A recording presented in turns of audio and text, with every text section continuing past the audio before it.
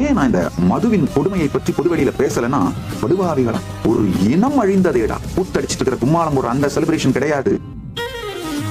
திருப்தி அடைஞ்சா வாழ்க்கையில முன்னேற்றம் இல்லாம போயிடும், கிடையாது. நல்லா புரிஞ்சுக்கோங்க. தருதரம் முடிச்ச நாகரீக சமூகத்துல செலிப்ரேட் பண்றதுனாலே தண்ணி அடிக்கிறதுன்னு மாறிடுச்சு. இதை பற்றி நான் பொதுவாக பொதுவெளியில் பேசாமலே இருந்தேன். ஏன் நான் இந்த மதுவின் கொடுமையை பற்றி பொதுவெளியில பேசலன்னா, இது இப்ப அரசியல் மாதிரி ஆயிடுச்சு. அரே, இது சமூக பிரச்சனைப்பா. மதுவை பற்றி பேசினா ஏதோ ஒரு குறிப்பிட்ட அரசியல் கட்சிக்கு எதிராக பேசுற மாதிரி மொத்த நரேட்டிவும் தமிழ்நாட்டில் செட் பண்ணிட்டாங்கயா. படுபாவிகளா, ஒரு இனம் அழிந்ததேடா. ஒரு தலைமுறை மட்டுமல்ல, ஒரு இனம் அழிந்ததே. செலிப்ரேட் பண்றது அப்படின்னு உடனே தண்ணி அடிச்சுட்டு கூத்தடிச்சிட்டு இருக்கிற கும்மாளம் போடுற அந்த செலிப்ரேஷன் கிடையாது. தன்னிலை முழுமையாயிருத்தல்.